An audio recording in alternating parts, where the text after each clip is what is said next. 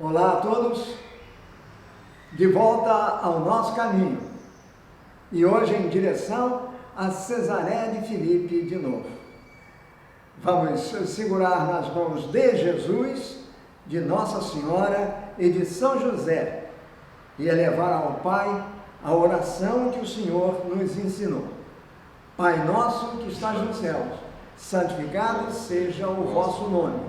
Venha a nós o vosso reino. Seja feita a vossa vontade, assim na terra como no céu. O pão nosso de cada dia nos dai hoje. Perdoai-nos as nossas ofensas, assim como nós perdoamos os que nos têm ofendido. E não nos deixeis cair em tentação, mas livrai-nos do mal. Amém. Em nome do Pai, do Filho e do Espírito Santo. Amém. Hoje nós vamos falar de um assunto que já foi tocado repetidas vezes, mas que tem que ser sempre relembrado, porque ele é um dos momentos fundamentais da nossa fé. Aliás, foi nesse caminho de Cesareia de Filipe que Pedro professou diante de Jesus a fé que seria a fé da igreja. A fé que nós professamos rezando o credo, quer dizer, quando eu digo creio em Deus Pai, creio em Deus Filho, creio em Deus Espírito Santo, eu estou repetindo com outras palavras a fé professada por primeiro, em nome de toda a comunidade, por Pedro. Aquele mesmo Simão, filho de Jonas, que foi transformado em pedra, por Jesus. Aquele que serviu de mote e de norte para nós durante algumas caminhadas em outros dias. Hoje nós vamos voltar àquela estrada de Cesareia de Filipe e vamos voltar na visão de Lucas. Não vou falar sobre a de Mateus, que é mais completa, mas essa de Lucas já serve para o que a gente vai ver. E o que nós temos aqui é porque aí que começa a estrada, o caminho que vai nos levar desta região de Cesareia de Filipe até o monte onde Jesus subiu e se transfigurou. Na realidade, o nosso objetivo hoje é subir ao monte com Jesus, para ver se lá nós descobrimos, ainda hoje, quem é Jesus para nós. É lá no monte que isso fica bastante claro. Vamos ver se nós conseguimos enxergar isso da maneira como ela deve ser enxergada. Por isso nós vamos da estrada de Cesareia de Filipe até o monte em que Jesus se transfigurou. Muitos de vocês devem estar se perguntando: por que eu estou falando no monte que Jesus se transfigurou? É muito simples. A tradição da igreja diz que esse monte chama-se Tabor. Ela dá um nome ao monte, e é Monte Tabor. Então a transfiguração dá-se no Monte Tabor, pela tradição. Longe de mim contestar isso. Todavia, eu prefiro dizer uma coisa um pouquinho diferente. Eu prefiro dizer que é a montanha onde Jesus se transfigurou, porque isso tem um simbolismo, um significado teológico maior do que dizer apenas que é o Monte Tabor. Então nós vamos procurar entender isso um pouquinho melhor. Muito bem. Por que a transfiguração? Esta é uma das festas de Jesus durante o ano litúrgico. Lá atrás, nós vimos que o ano litúrgico, ele celebra duas coisas principais, dois mistérios principais. O chamado Mysterium Christus, que é o mistério Cristo, a pessoa de Cristo. Mistério é um acontecimento que precisa ser revelado, ou uma pessoa que se revela, ou porque ela se dá a revelar, ou porque através das suas obras nós acabamos descobrindo quem é essa pessoa. Então Cristo é um mistério, Jesus é um chamado mistério, é um mistério teológico. E durante o ano litúrgico, há várias passagens no Evangelho que falam especificamente de Jesus, da figura, da pessoa de Jesus. Esta é uma das mais importantes, pelo que aconteceu antes e pelo que aconteceria depois. Então, essa é uma das mais importantes. Por isso mesmo, ela que apareceu lá atrás, esse evento da transfiguração, e por isso nós mencionamos ele aqui, lá em outras oportunidades, apareceu lá atrás durante o período litúrgico da Quaresma, e durante a semana isso é repetido algumas vezes, porque os três evangelistas sinóticos, Mateus, Marcos e Lucas, falam desse acontecimento, que também vai ser mencionado por São Pedro numa das suas cartas, mais adiante. Tão importante, tão marcante, melhor dizendo, foi esse acontecimento para ele, Pedro, para ele especialmente. E ora, como nós acabamos de estudar um pouquinho mais, não é? De caminhar um pouquinho mais à luz de Pedro, então vamos aproveitar que esse acontecimento de luz transfigurante, esse acontecimento de luz que atingiu Pedro em cheio, possa também nos ajudar a descobrir a luz que vem de Jesus. E Pedro vai nos ajudar nisso, e muito, e como. Por isso é que nós estamos voltando um pouquinho no tempo para aquela caminhada de Jesus com os seus discípulos na estrada que levava a Cesareia de Filipe. Mas antes disso, novamente, então o acontecimento da transfiguração de Jesus, ele é muito marcante, a ponto de ter sido transformado liturgicamente numa festa.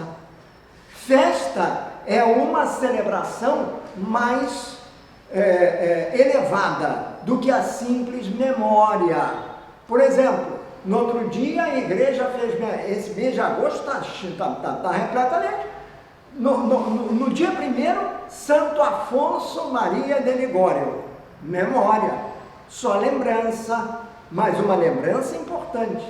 Ontem, dia 4, hoje é dia 5, sexta-feira, ontem, dia 4, São João Maria Vianney. Nesse mês vocacional, primeira vocação, a do sacerdote. Porque a partir da festa de São João Maria Vianney, o padroeiro dos padres, não é? Dos sacerdotes, dos párocos, dos confessores.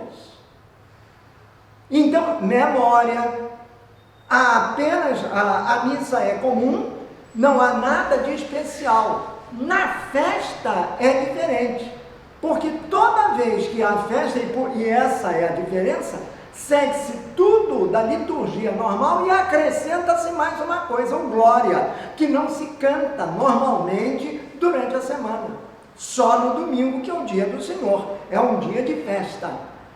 Mas como se trata de uma festa, então o glória é cantado. De sorte que essa é uma diferença litúrgica.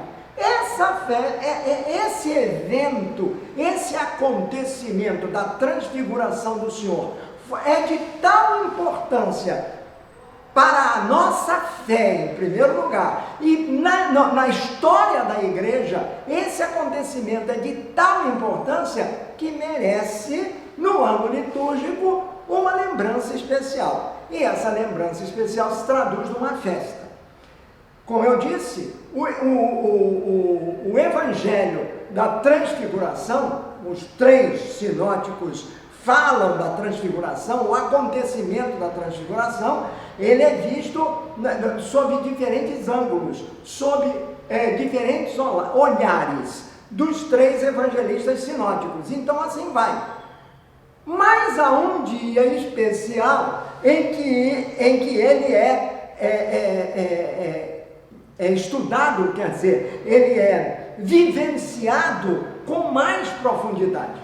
É exatamente o dia 6 de agosto. O dia 6 de agosto é o dia da festa litúrgica da transfiguração do Senhor. Portanto, amanhã, sábado, a liturgia do sábado vai ser essa. As missas a serem celebradas no sábado serão sempre com base na festa da transfiguração do Senhor. Se caísse, por exemplo, na segunda-feira, seria na segunda-feira. Se caísse num outro dia, no domingo, não. Ele não poderia substituir a festa do Senhor, mas provavelmente passaria para o dia seguinte. Agora, quando cai num dia normal de semana, como amanhã, que é sexta-feira, então a celebração é nesse dia. É por isso que nós vamos falar um pouquinho antes da celebração sobre esse acontecimento da transfiguração do Senhor. Qual é o significado dele? Por que ele é importante? E para isso, vamos voltar novamente a Cesareia de Filipe.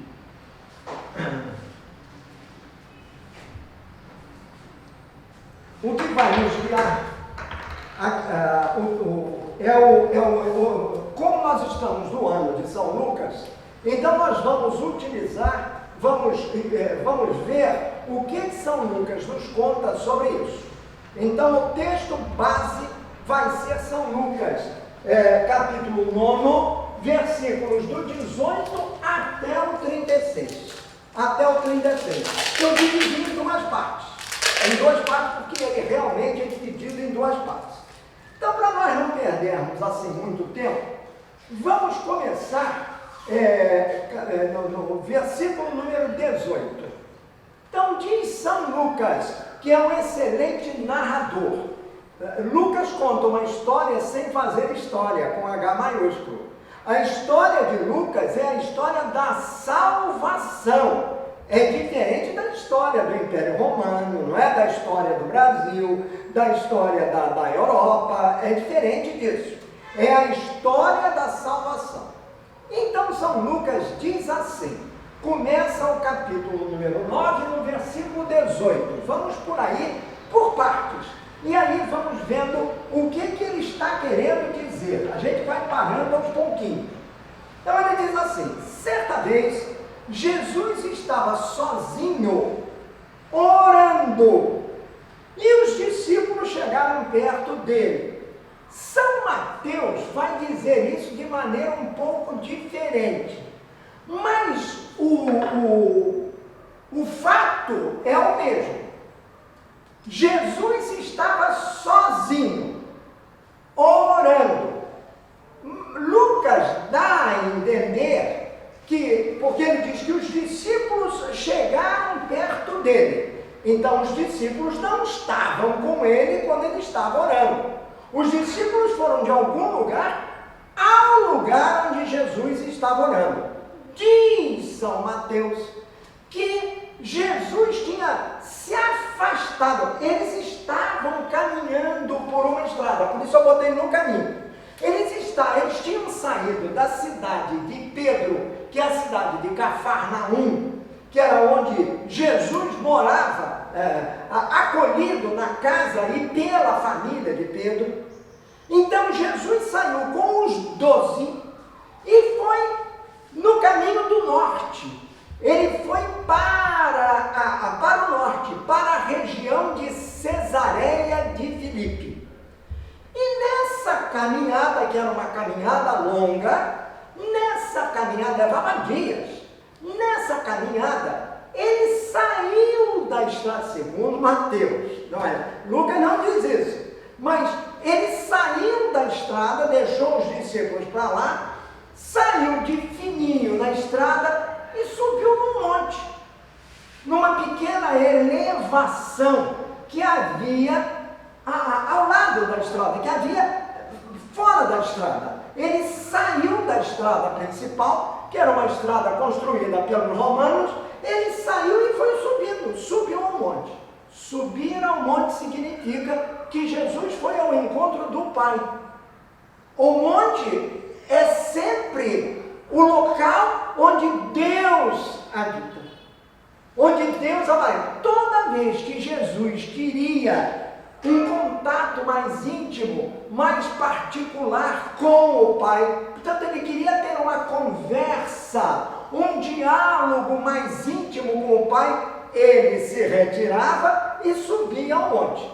Então a montanha passou a ser um local de encontro com Deus. De encontro com Deus. E Jesus ia fazer isso. Jesus é, ao mesmo tempo, divino e humano.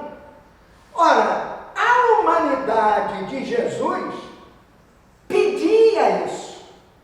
A humanidade de Jesus impelia-o a esse contato com o Pai, como que para pegar forças para tocar para frente a missão que lhe fora confiada.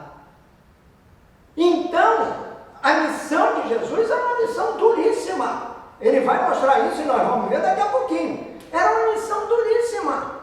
E ele precisava desse apoio, porque ele, como humano, sabia que nas suas limitações humanas, na sua fraqueza humana, ele precisava do auxílio do Pai. Ele precisava estar plenificado da graça do Pai.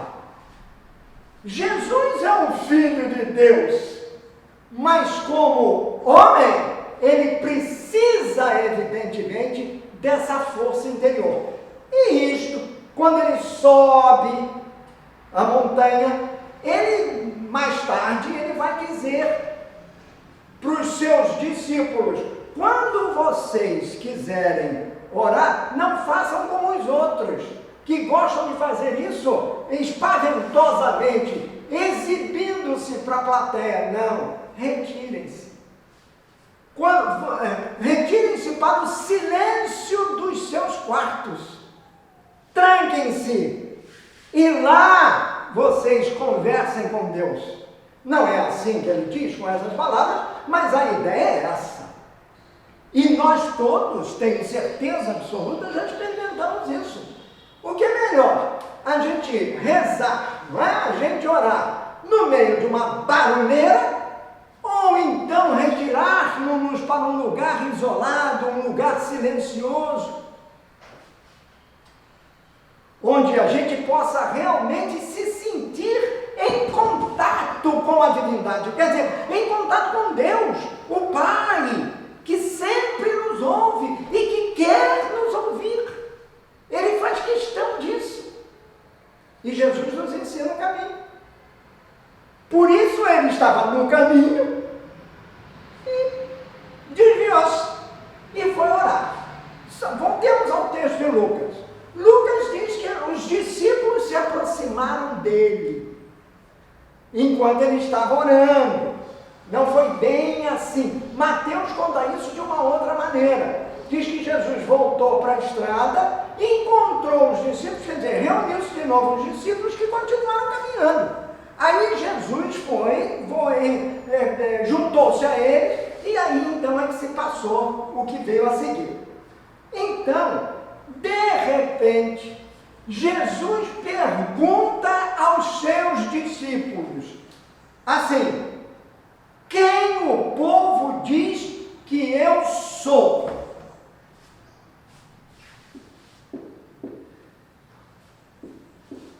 Quem o povo diz, isso aqui é São Lucas. Quem povo diz que eu, assim mesmo, como está escrito lá, quem o povo diz que eu sou? Este é um ponto fundamental e é o primeiro dos pontos importantes, porque essa pergunta é a mesma nos três, não muda. E o primeiro que disse isso foi Marcos, o resto repetiu. Quem o povo diz que eu sou? Olha bem isso que está aqui. Primeiro, Jesus está querendo saber o que é que o povão, aquelas pessoas que o seguiam, para esse povo, quem é Jesus? É ele próprio que está querendo saber. E pergunta aos seus discípulos, quem o povo diz que eu sou? O negócio está aqui. Eu sou. Eu sou. É isto que está aqui, olha. Yahweh. Yahweh significa eu sou. E foi o nome que Deus atribuiu a si próprio. Quando Moisés perguntou, quem és tu? Qual é o teu nome? Quando me perguntarem quem é que te mandou aqui, eu tenho que dizer, foi o Anderson, foi a Fabiana? Não. Deus não diz isso, ele diz assim, Yahweh. E Yahweh significa eu sou. Quando Jesus pergunta, quem o povo diz que eu sou, nós entendemos isso como uma maneira normal de falar, mas na realidade, do ponto de vista bíblico e teológico, ele já está dando uma pista de quem ele é. Ele está dizendo, eu sou. Se eu sou é o nome de Deus, o nome de Jesus, que é Jesus, é também eu sou. Ele contém o eu sou, que não é só o verbo ser, não é só a descrição de si mesmo, ou o nome que não, é o nome dele. Ele é o Senhor. Eu sou. Eu sou. Então, toda vez que Jesus fala isto que está aqui, é claro que ele está dizendo dele. Eu escrevi com minúscula, mas eu podia ter posto isto aqui com maiúscula. Eu sou. Porque ele está se referindo a ele mesmo. Mas a gente pergunta, quem sou eu? Então Jesus está ali se apresentando como um indivíduo humano, que ele é, mas também um indivíduo divino, que ele é. E ele já diz isso na própria pergunta. Qual foi a resposta dos discípulos de Jesus? Eles dizem assim, alguns dizem que tu és João Batista. Olha aqui, tu és João Batista. Alguns dizem que tu és João Batista. Outros dizem que tu és Elias. Outros dizem que tu és Jeremias. E outros, um profeta. Um profeta, quer dizer, podia ser Isaías, podia ser Rabacuca, podia ser qualquer um que tinha vindo antes. Então, note bem, aqui nós temos um outro aspecto da pergunta, que é fundamental para que nós possamos entender a segunda parte. Quando Jesus, note bem, vamos entender que ele estivesse caminhando para o norte e estava, na direção norte. Aí haverá um momento em que ele, tendo chegado aonde ele queria, vai fazer meia volta e retornar para o sul. Então, para o norte, ele está com estas questões. Para o sul, a coisa vai ser diferente. Então, ele diz assim, quando ele pergunta, os discípulos respondem, tu és João Batista, tu és Elias, tu és Jeremias. Vamos entender um ponto. Os discípulos de Jesus tinham Jesus em alta conta. E os discípulos representam o quê? O povo. Porque eles são parte do povo. Eles também saem desse extrato social que a gente chama de povo. Eles são do povão, até porque eles são pessoas simples, pessoas ignorantes, quer dizer, não têm estudo acadêmico nenhum,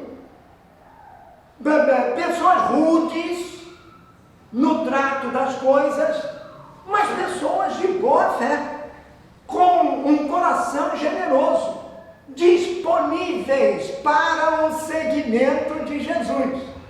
Isso aqui está acontecendo num determinado dia, 1 ano e meio, mais ou menos, 1 ano e meio depois que Jesus começou as suas caminhadas. Na Galileia. Ele está na Galileia, não saiu da Galileia.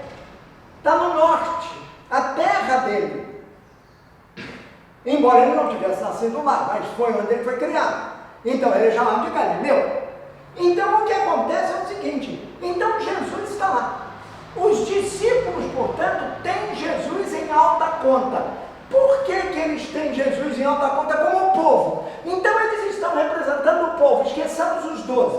Eles estão representando o povo. Para o povo que tinha participado daqueles milagres, entre aspas, de Jesus, especialmente da multiplicação dos pães que tinha acabado de acontecer. Então o que acontece? Para o povo, Jesus é João Batista, o homem que eles admiravam enormemente. O homem que era o mestre deles, João Batista, que foi que apresentou aos seus discípulos Jesus como o Cordeiro de Deus que tira o pecado do mundo. Então João Batista era um homem que estava numa altura excepcional. E era esse que eles, para o povo, Jesus era João Batista, podia ser João Batista. E por que eles dizem João Batista? Dizem João Batista tinha acabado de morrer. Tinha acabado de morrer, mas era um homem extremamente cultuado pelo povo, amado pelo povo. Era o Batista, quer dizer, aquele que batizava. Um outro que eles citam, Elias. Elias era um dos grandes profetas de Israel. Um dos grandes profetas, o profeta Elias. Então, dizer que Jesus era Elias, assemelhar Jesus a Elias, para eles que são judeus, que são ligados à antiga lei, que são parte da antiga aliança. A nova ainda não tinha sido inaugurada, porque ela vai ser inaugurada na cruz. Mas estamos 1 ano e meio antes disso. Então, 1 ano e meio antes, dizer que Jesus era Elias era uma coisa extraordinária. O povo tinha um grande Jesus em grande conceito, a ponto de compará-lo a Elias.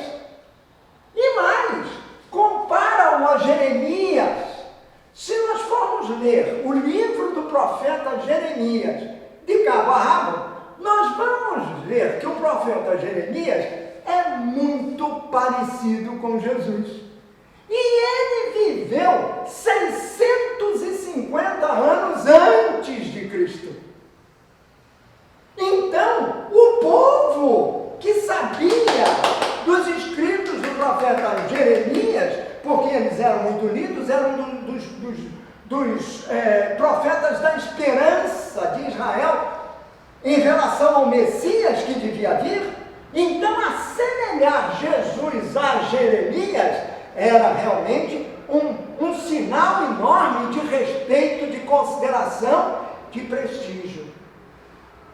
Os 3, João Batista, Elias, Jeremias, ou então algum dos outros profetas, reconhecendo assim que esses profetas, sem saber, eu estou dizendo isso 21 séculos depois, reconhecendo que todos esses do Antigo Testamento têm a ver com Jesus, inaugurar o Novo Testamento.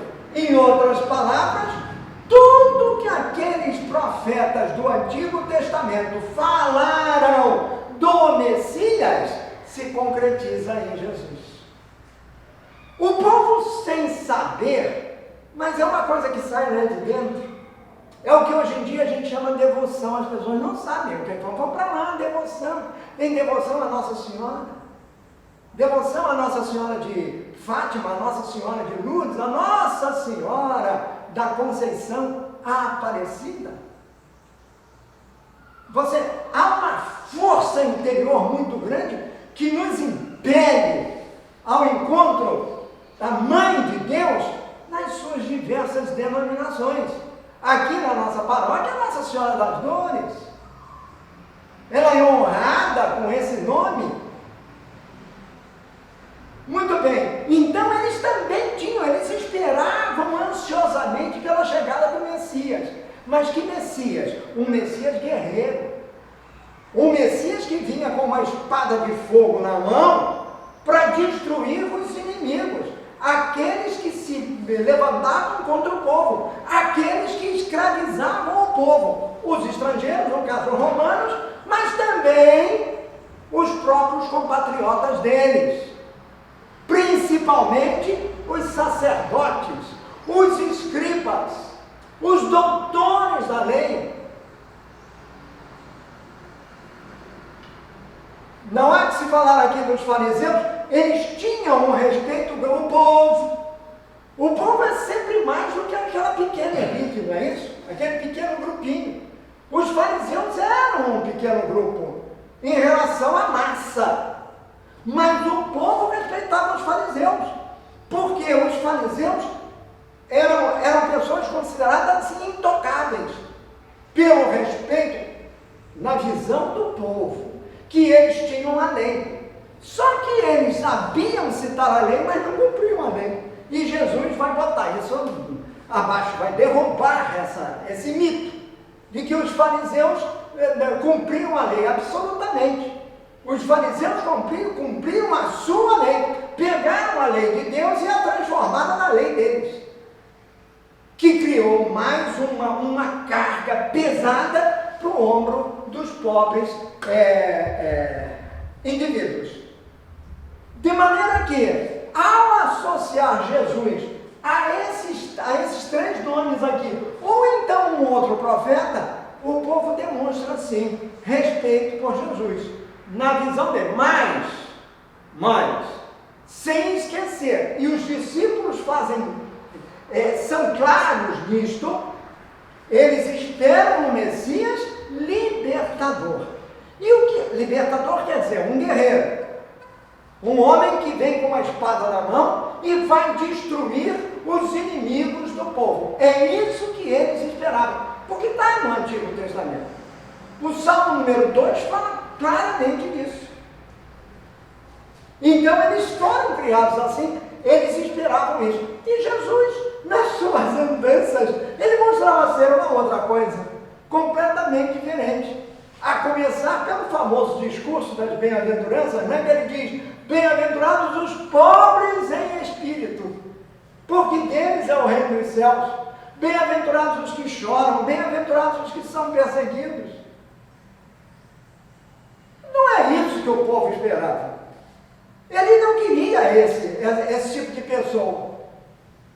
Mas ao mesmo tempo em que Jesus falava isso, amai-vos uns aos outros.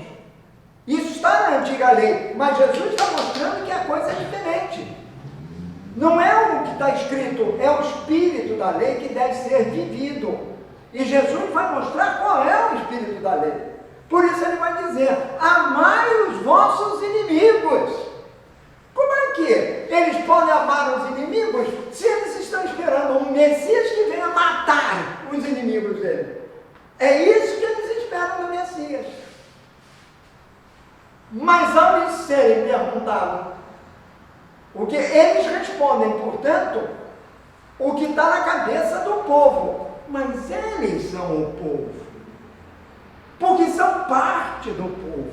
Então, a resposta deles não é simplesmente o que o povo diz, é o que o povo diz, o que o povo acha, e eu, como povo, também acho. É exatamente isso que eles fazem. Aí Jesus, não muito satisfeito, talvez, não sei, com a resposta, ou então já sabendo o que eles iam dizer, volta-se para eles e diz assim: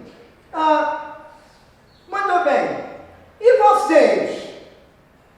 Quem vocês dizem que eu sou? Novamente o eu sou. A pergunta é a mesma. Primeiro foi o povo. Agora, Jesus quer saber, e vocês? E vocês? Esse vocês, ele está apontando para cada um deles. Ele está apontando para cada um de nós. Porque a pergunta continua até hoje, por isso é que eu coloquei lá no fim: quem é Jesus? Quem é Jesus para você? Quem é Jesus para mim? Verdadeiramente. Qual é o Jesus que eu espero? Verdadeiramente. Bom, tomando a frente de todos, aquele mais boquirroto diz assim, segundo o nosso São Lucas: e vocês? Quem vocês dizem que eu sou? Quero que gravem isso, por favor. Jesus, ao dizer eu sou, já está dando uma pista de quem ele é, o Filho de Deus. Aí Pedro responde: o Messias de Deus, ou seja, o enviado de Deus. Mateus é muito mais completo. Mateus põe na boca de Pedro a resposta definitiva, decisiva em primeiro lugar e definitiva para a igreja. Pedro professa pela primeira vez aquela que seria a fé da igreja, a nossa fé. Então eu gosto mais de me utilizar da palavra de Mateus, que é mais longa, porém muito mais completa para o nosso entendimento. Quem sou eu para vocês? Pergunta Jesus aos seus discípulos. Ficam calados, porque eles já tinham respondido como povo. Eles pensavam isto que está aqui. Ora, Pedro está no meio deles, mas Pedro toma a frente e decididamente, com o peito aberto, diz: tu és o Messias, o Filho do Deus vivo. Tu és o Messias, o Filho do Deus vivo. O que significa isso?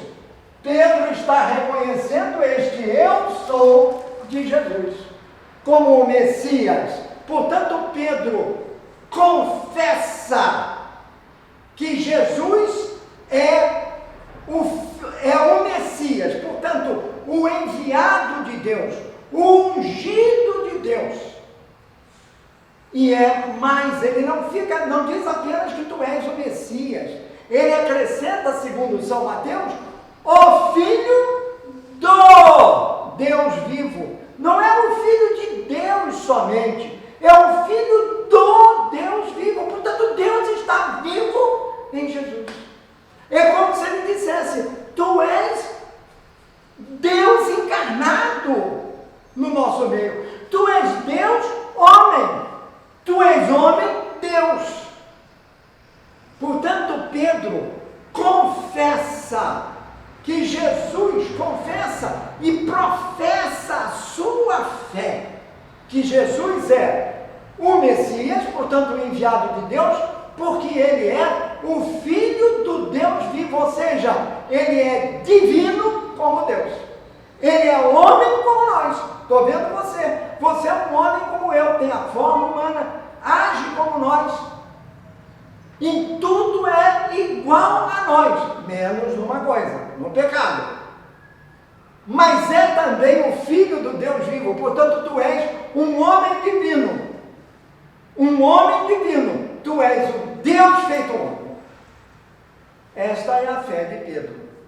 Esta é a fé da igreja. Como nós estamos em São Lucas, isso não se desenvolve mais.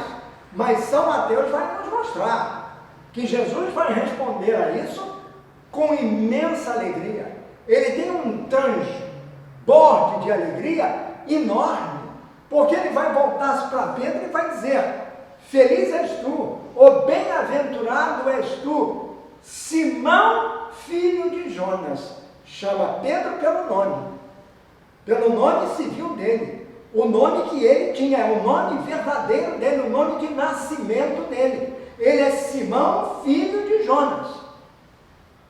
Mas eu te digo, tu és Pedro, e sobre esta pedra edificarei a minha igreja, construirei a minha igreja. Ele já tinha lá atrás chamado Pedro de Cefas, que quer dizer pedra. Agora ele confirma isso e diz: tu és Cefas, que fala, não é? Tu és Cefas. Essa história da pedra, na língua de Jesus, em aramaico, o kefá, que deu Cefas, não é? Em uma tradução do aramaico, do hebraico antigo, para a língua grega, deu Cefas, e continuou sendo Cefas, porque é um nome. Então, a palavra Cefas, lá na língua de Jesus, na língua de Pedro, tem um significado especial. Cefas é uma espécie, é uma rocha. Cefas significa pedra, quer dizer, é uma rocha, mas é uma rocha cavernosa. É uma rocha onde as pessoas se abrigam de todas as intempéries, dos animais selvagens. Portanto, é simbólico. A igreja vai ser isso. A rocha que vai abrigar todos nós, vai abrigar a imensa multidão dos cristãos, os seguidores de Cristo. Isto é o significado de Cefas. Não é só a rocha, a pedra, sobre a qual se ergue a igreja. Não, é uma igreja acolhedora, porque essa rocha significa isso. Uma rocha que é uma caverna que acolhe, que protege as pessoas que são vítimas de alguma perseguição ou mais, que se protegem dos ataques do mal. Tanto que Jesus vai continuar: sobre esta pedra edificarei a minha igreja, e as portas do inferno não prevalecerão sobre ela. Quer dizer, o mal nunca há de vencê-la. A igreja será sempre impávida. Entendamos que a igreja de que Jesus fala não é a edificação. Isso é uma metáfora. Quer dizer, é uma imagem literária. É uma edificação sobre uma pedra forte, consistente. A igreja não é construída na areia, que vem a onda e derruba. Não, a igreja é construída na pedra, e essa pedra tem o nome Pedro. Mas tem que ser essa rocha que abriga as pessoas, que acolhe as pessoas. Mas não nos esqueçamos do mais importante, que é aquele outro indivíduo sobre quem nós falamos aqui, né? E cujo caminho nós seguimos, que foi Paulo, não é isso? O Paulo vai dizer isso. A igreja somos nós.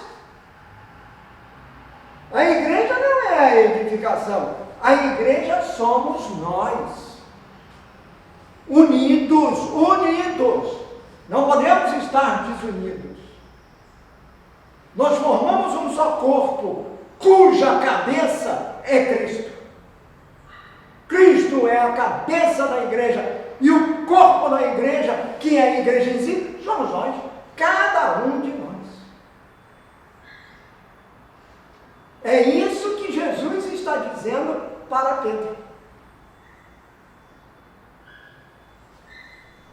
Então, a resposta de Pedro está certa.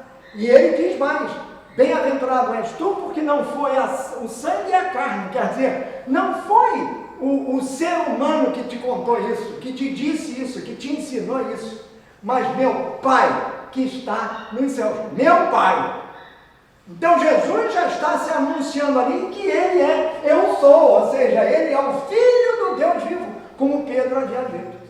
Não é um Deus, uma ideia fugidia, não, é um Deus vivo, porque é um Deus conosco.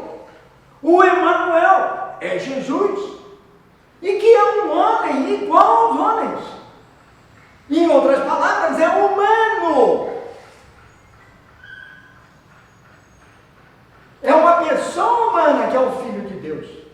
Ou melhor, o Filho de Deus que quis ser uma pessoa humana, mas quis nascer de mulher. E quis nascer no seio de uma família. Porque ele não é filho do vento. Para isso, precisou do concurso de uma mulher. E um homem casado com essa mulher e que deu amparo, abrigo, proteção àquele menino, mesmo não lhe sendo o pai biológico.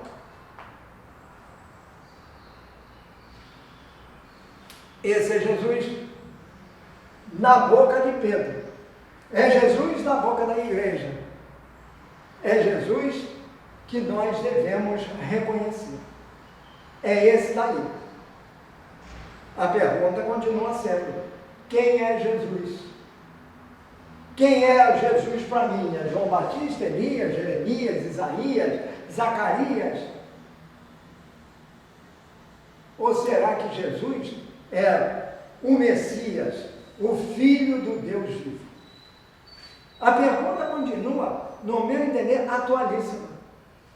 Atualíssima, especialmente nesses tempos tão conturbados que nós vivemos hoje. Como nós estamos em São Lucas, continuemos em Lucas. Logo depois de Jesus ter falado isso, vamos continuar com Lucas. Mateus conta essa história de uma maneira diferente, acho que até muito mais profunda do que essa daqui. Aqui estão apenas os eventos. Então foi isso. Pedro confessa que Jesus é o Messias. E nessa confissão ele professa a sua fé, que vai ser a fé da igreja, porque a dele foi professada por ele, que tem que ser a fé do Papa, mas tem que ser a fé do nosso arcebispo, que tem que ser a fé do nosso pároco. Isso vai assim, mas não é deles não, tem que ser a nossa, para que a fé deles, e vamos ficar só no nosso pároco, seja fortalecido. Um fortalece o outro na fé. Na sequência desses acontecimentos, ainda aqui no caminho, Jesus, eu só vou botar uma palavra aqui, Jesus fala da sua paixão e morte. Logo depois dessa maravilha, dessa alegria esfuziante, anunciada, revelada por Pedro, este é o mistério Christus, é o mistério Cristo, é a figura de Cristo, de Jesus. Então isto é uma maravilha, é uma alegria, é um júbilo enorme. Logo depois disso, Jesus joga um balde de água fria naqueles pobres homens que estão do lado dele, aqueles seus amigos, porque são amigos, já que Jesus disse para eles que não os chamava mais de servos, mas de amigos, amigos irmãos. Vejamos dessas pessoas nós próprios.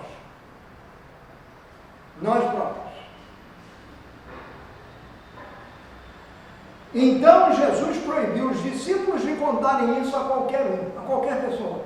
Não saiam por aí dizendo que eu sou o Messias, porque aí vai haver um levante, vai haver uma confusão. Aí vem o principal. E continuou: o Filho do Homem ele mesmo, terá de sofrer muito, sofrimento. Em meio a essa esfuziante alegria, Jesus fala de um sofrimento, o sofrimento que ele vai ter de passar. Ele será rejeitado pelos líderes dos judeus, pelos chefes dos sacerdotes e pelos doutores da lei. Será morto.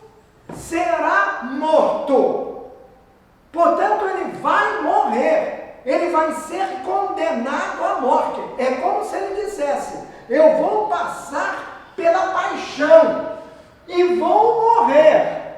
Mas ele não fica só nisso, não.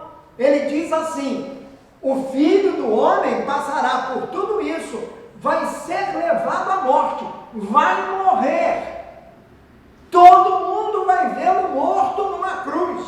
Ele vai ser descido da cruz e sepultado. Tudo isso será visto. Aí ele acrescenta, e ele não diz mais, não é adversativo, é um complemento de tudo isso. É depois desse sofrimento e dessa morte, ressuscitar.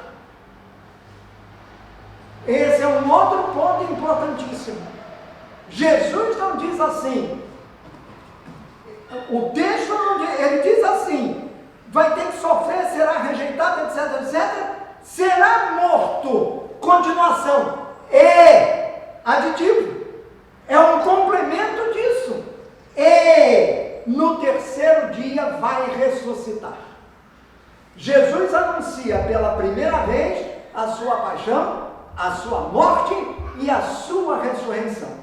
Se ele fala de uma tragédia iminente, se ele fala de um fim que se avizinha, ele fala que o fim tem fim. O fim não é o fim de tudo, porque ele passará por isso e ressuscitará. Portanto, para a ressurreição é necessária a passagem por todo esse sofrimento, por toda essa violência e pela morte. Aí, depois da ressurreição, os discípulos vão entender por que Jesus um dia disse para eles que o grão de trigo que não cai na terra, não morre, não produz fruto. O grão de trigo é lançado à terra, ele morre e depois renasce. Mas para renascer precisa morrer. Ele dirá isso mais tarde. Aqui ele está dizendo a mesma coisa. O Filho do Homem passará pela morte e vai ressuscitar. Quer dizer, a morte não terá império sobre ele. A morte não mandará sobre ele. O mal não vencerá. Por isso ele tinha acabado de dizer a Pedro, embora não nas palavras de Lucas, mas que a gente sabe por Mateus, ele tinha acabado de dizer a Pedro: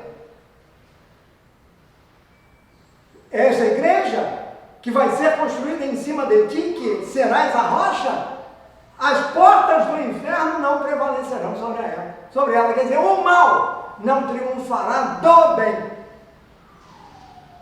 Paulo apóstolo vai dizer isso com maior vigor.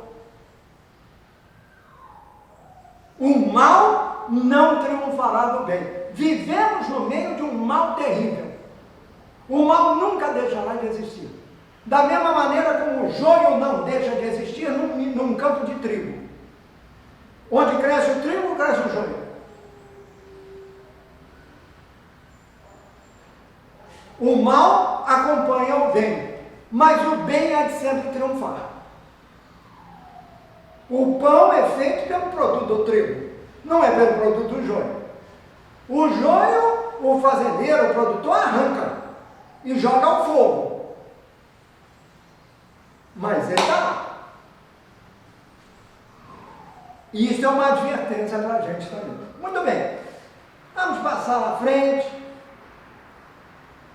E aí Jesus vai dar também um outro conselho, dizendo, os discípulos não aceitam o que Jesus diz, Pedro vai ter uma reação brutal em relação a Jesus. Ele que tinha confessado Jesus, na maior alegria, ele vai chamar a atenção de Jesus severamente, porque Jesus está contando essa história.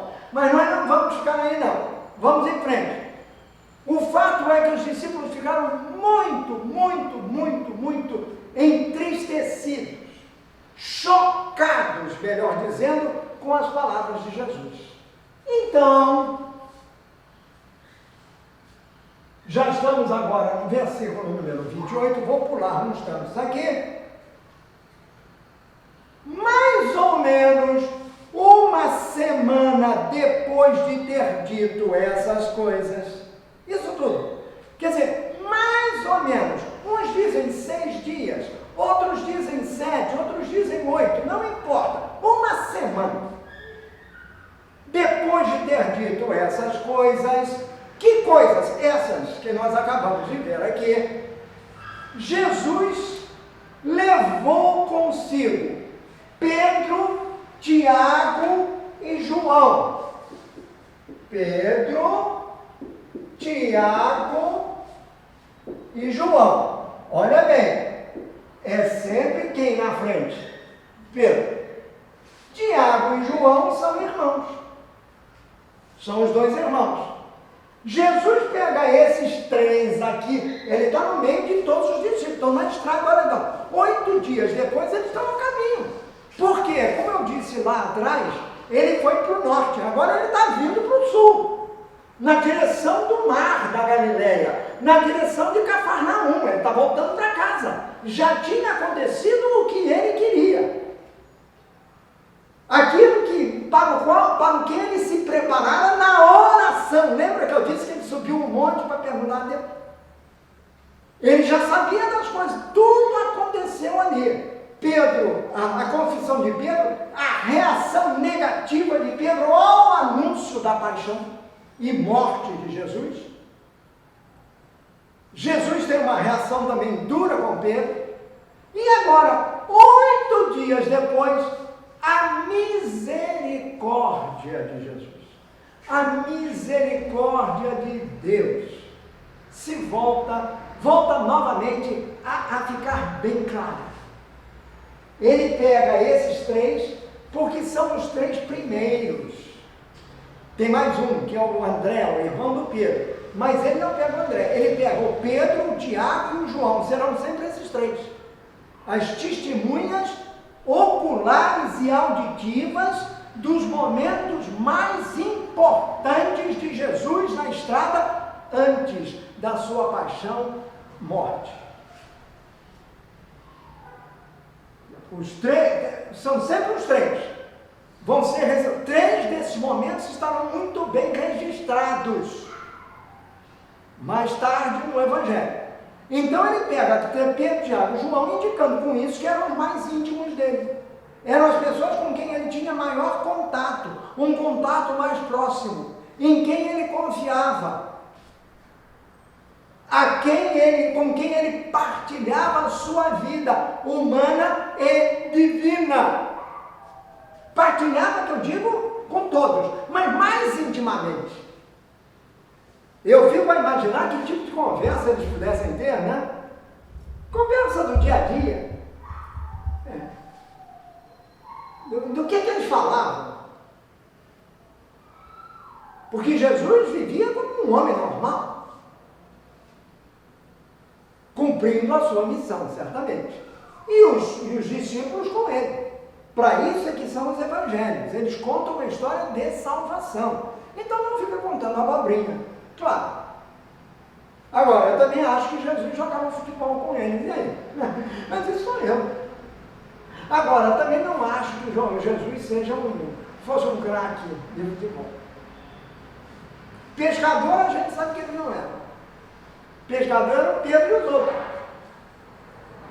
Muito bem. Então, Jesus pega Pedro, Tiago e João, aí, logo 8 dias depois desses acontecimentos, ele pega. E qual é o acontecimento principal? Aquela história da confissão de Pedro, sim, mas principalmente do anúncio da paixão, morte e ressurreição. É depois disso de ele dizer isso para os seus discípulos, que ele pega esses 3 mais chegados, porque esses discípulos talvez fossem aqueles que tivessem ficado mais chocados com a palavra de Jesus, acerca da sua morte, e não levaram em conta a ressurreição. Jesus fala da morte, é uma coisa física, é uma coisa dura, é uma coisa difícil de engolir, de aceitar, mas ele fala da ressurreição, que é mais importante do que a morte, tanto que ela vem depois. Há que se passar pela morte para chegar à ressurreição, por isso é o E, conjunção aditiva, não é adversativa mais, não é isso, uma coisa segue a outra. Então, esses 3 ficaram tão chocados com o que Pedro foi o que mais chocado ficou, tanto que ele repreende severamente Jesus, que Jesus pega os 3. Aí diz São Marcos, ou São Lucas, mais ou menos uma semana depois de ter dito, Jesus levou Pedro, Tiago e João e subiu o monte para orar. Subiu o monte para orar. Novamente, as mesmas palavras, novamente a repetição da cena. Jesus sobe o monte, só que agora ele não subiu sozinho. Ele levou 3, não levou o resto. Havia mais de 70, ele só levou 3. E esses 3 escolhidos a dedo. Ele pega os 3 e leva os 3. Porque queria que eles fossem testemunhas de um momento fundamental.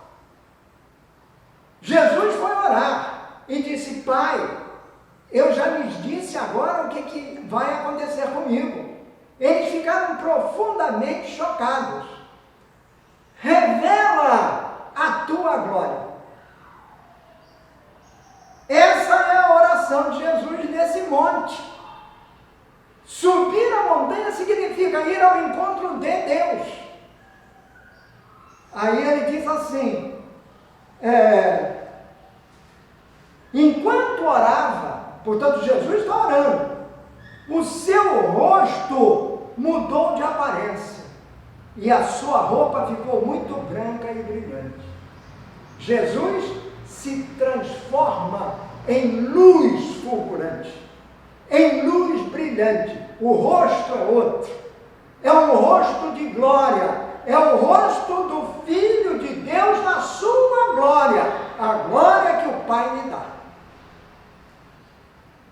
Os discípulos de Jesus, os 3, são testemunhas dessa transfiguração. Não se chama transformação, é transfiguração. Ou seja, o homem glorioso é o homem transfigurado, é o homem que se transforma em luz, porque ele recebe dentro de si a luz do alto, e a luz do alto é a luz de Deus. A luz de Deus é o próprio Deus, porque como diz São João, esse mesmo que está aqui, vai dizer que Deus é luz. E se Deus é luz, a luz penetra.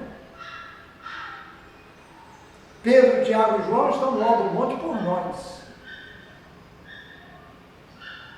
De repente, 2 homens apareceram ali e começaram a falar com ele. Eram Moisés, aquele que ouviu isso aqui, o Yahweh, que representa o quê? A lei, porque Moisés é o dador da lei. E Elias, o profeta, que também subiu um monte para conversar com Deus. Elias representa os profetas. Olha, os 2 que estão conversando com Jesus são a representação viva de quê? Do Antigo Testamento. Porque eles são figuras essenciais, são protagonistas do Antigo Testamento. E estão diante daquele que é o Novo Testamento. Portanto, o Antigo Testamento significa Antiga Aliança. Eles representam o povo antigo, o povo da Antiga Aliança, diante de Jesus, que é o povo da Nova Aliança, que ele vai estabelecer. Moisés e Elias. que estavam cercados por um brilho celestial, tinham vindo do céu. Eles estavam cercados por um brilho celestial, eles estavam transfigurados com Jesus. Eram Moisés e Elias? Sim, mas Moisés e Elias já na glória do céu, na luz do céu. E esse brilho que eles traziam só não era maior do que o brilho de Jesus. Portanto, era como se o brilho que envolveu Jesus, que transformou Jesus em luz, passasse para esses.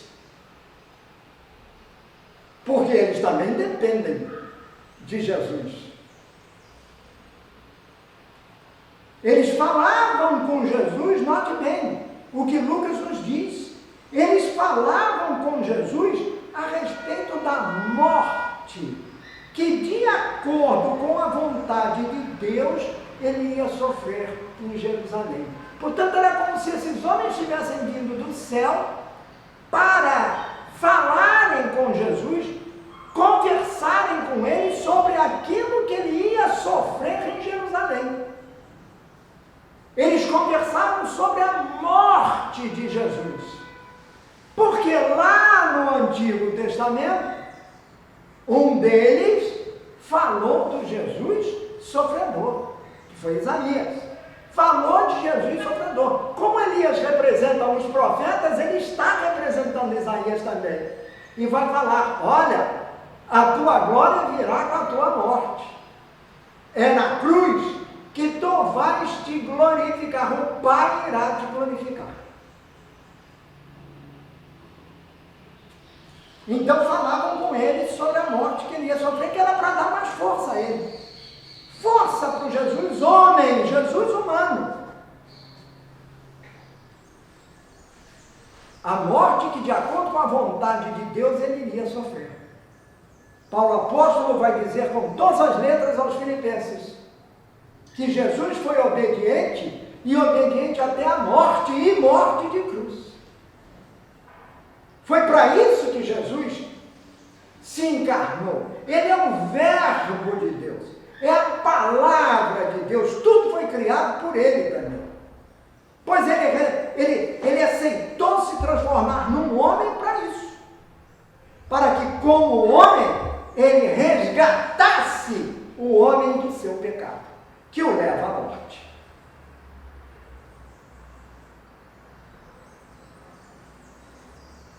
Pedro e os seus companheiros estavam dormindo. Aí você fala assim, Pedro e os seus companheiros, Tiago e João, estavam dormindo, um sono profundo,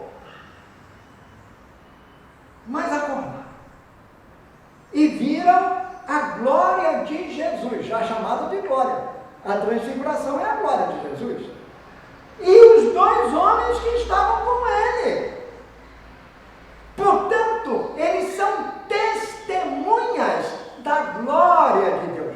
Ora, o que significa isso? Significa que a misericórdia de Deus, que é o próprio Cristo, que é o próprio Jesus, o Filho de Deus encarnado, dá para eles, concede a eles, faz com que seja parte da vida deles. Vocês vão passar por sofrimentos, vocês voltam-se até contra Deus, vocês viram as costas para Deus, mas a misericórdia de Deus é maior do que tudo isso. A eles é dada esse favor de assistirem, de serem testemunhas da glória de Deus em Jesus. Quando eles o veem transfigurado. A tal ponto que quando esses dois homens estavam se afastando de Jesus, Pedro disse, intervém de novo. Portanto, os dois homens estavam se afastando de Jesus. Aí Pedro intervém dizendo assim, mestre, como é bom estarmos aqui. Uma maravilha. Quando a gente está no bem bom. Agora, Pedro não levou em consideração os que ficaram lá embaixo da montanha. Só serve para nós três. um pouco egoísta da parte de Pedro, no meu entender. Porque, bom, vamos armar 3 barracas, uma para o Senhor, outra para Moisés e outra para Elias. Portanto, ele reconheceu Moisés e Elias. E ele quer armar as barracas, porque ele não quer sair daquele lugar. Ele quer ficar na glória. Ele experimenta a glória de Deus. Ele que tinha se voltado contra a ideia da morte de Jesus, Jesus misericordiosamente mostra a eles de maneira prática que ele tem que passar pelo sofrimento e pela morte de cruz para chegar à glória. A glória é essa, é a cruz. Porque ele ressuscita e aí ele chega à glória. Então, viver a morte, viver a paixão, passar por ela, o sofrimento brutal porque passou Jesus por nós, terá como consequência a sua ressurreição. E a ressurreição é a glória de Jesus. Pois Jesus, na sua infinita misericórdia, permite que 3 homens, dorminhocos,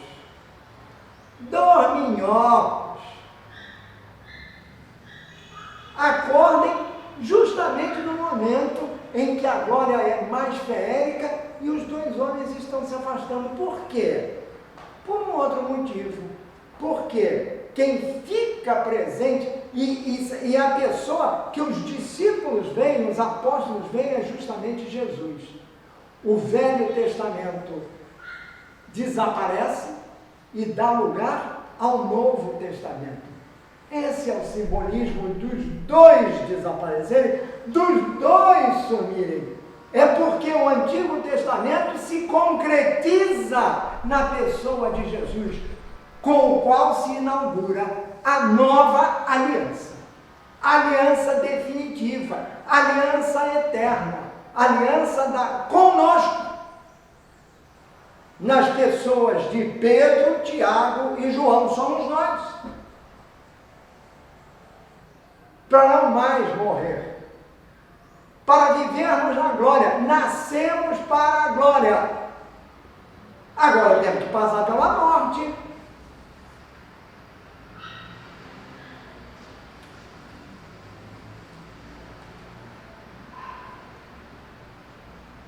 Diz São Lucas que Pedro não sabia o que estava dizendo.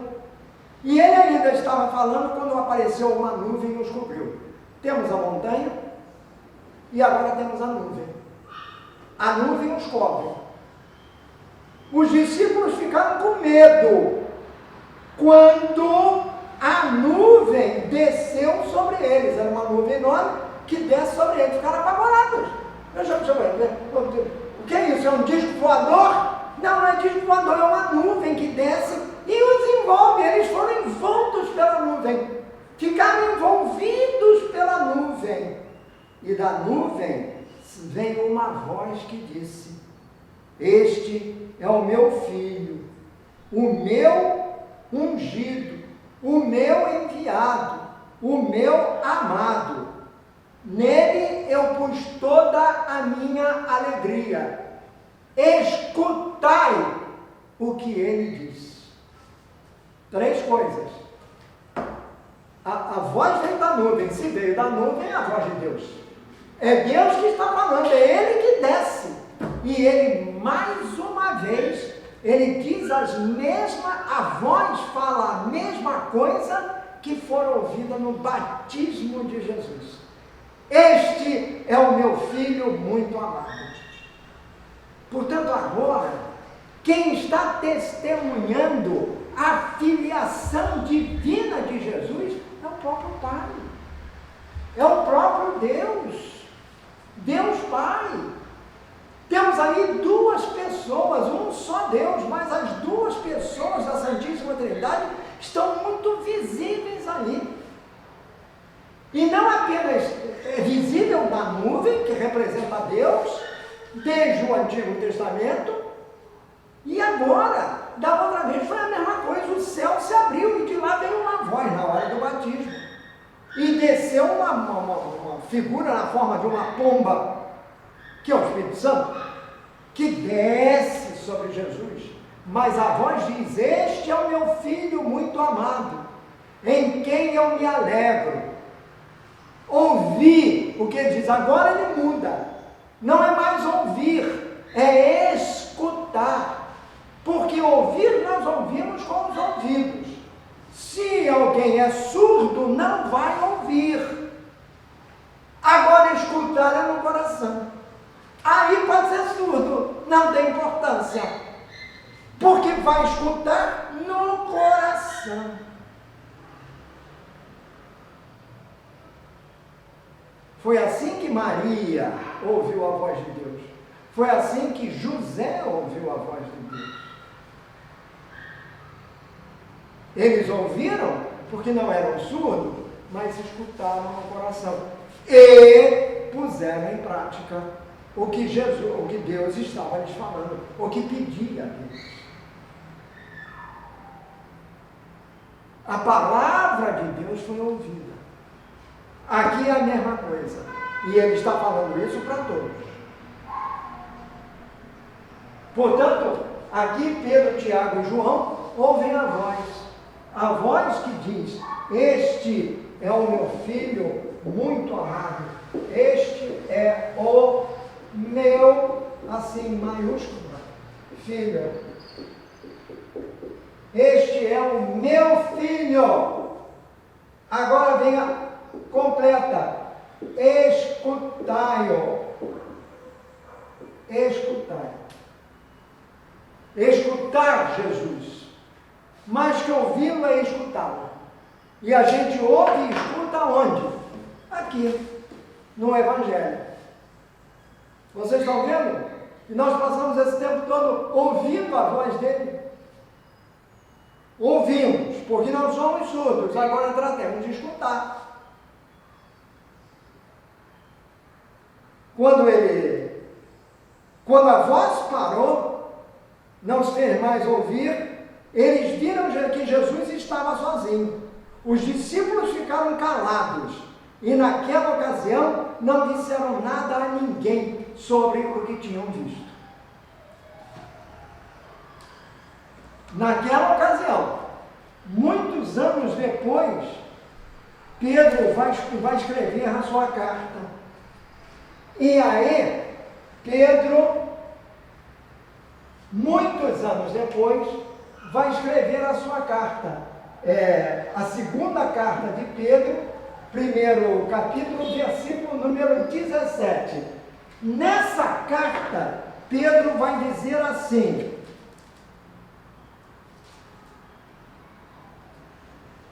nós não estávamos contando coisas inventadas quando anunciamos a vocês a vida poderosa de nosso Senhor Jesus Cristo, pois com os nossos próprios olhos vimos a sua grandeza. Isso é Pedro escrevendo a carta, muitos anos depois disso aqui. Essa já é a segunda carta de Pedro. Aí vem o ponto no versículo número 17. Nós estávamos lá, testemunho de Pedro, nós estávamos lá quando Deus, o Pai, lhe deu honra e glória. Ele ouviu a voz da suprema glória, que é o outro nome de Deus, a suprema glória dizer: este é o meu filho muito amado, em quem eu tenho toda a alegria. E no versículo 18, nós mesmos ouvimos essa voz que veio do céu, quando estávamos com o Senhor Jesus no Monte Sagrado. Pedro, um dia, a misericórdia e a graça de Deus lhe permitirão escrever sobre esse momento que eles vivenciaram. Ele vivenciou junto com os seus amigos, no alto do Monte Sagrado, onde eles ouviram a voz que veio do céu, dizer: este é o meu filho muito amado. A pergunta: quem é Jesus?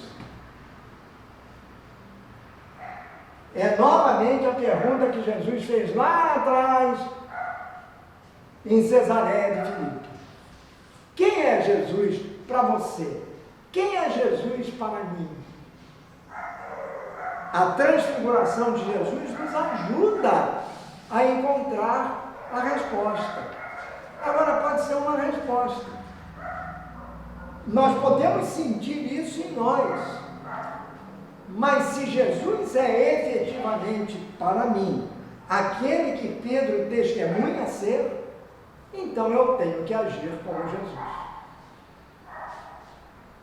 Eu tenho que ser como Jesus. Eu tenho que, pelo menos, seguir nas passadas de Jesus. Para isso, eu fui batizado. Para isso, ao ser batizado, eu recebi um mandato. Ide pelo mundo e pregai o Evangelho. Pregar o Evangelho não é pegar um megafone e sair aí pela Central do Brasil ou pela Largo da Carioca. Hoje até nem é bom fazer isso no centro da cidade. Então não é para sair para aí e ficar berrando. Não, nada disso.